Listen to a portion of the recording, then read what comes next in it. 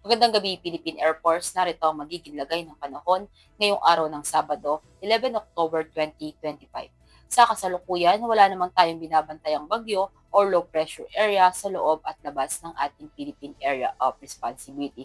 Southwesterly wind flow ang nakakaapekto dito sa may western section ng Southern Luzon at easterlies naman ang nakakaapekto dito sa eastern section ng ating bansa.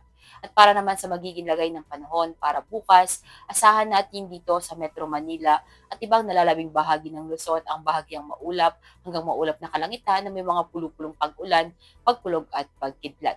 Gayon na rin dito sa may Visayas at Mindanao.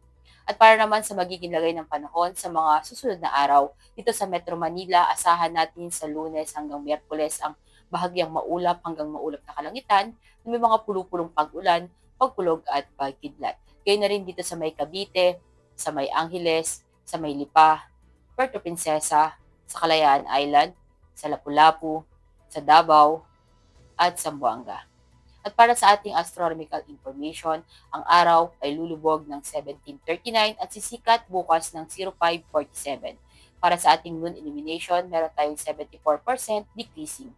At para manatiling updated sa lagay at taya ng panahon, i-follow lamang ang Air Force Weather Center sa aming mga social media accounts.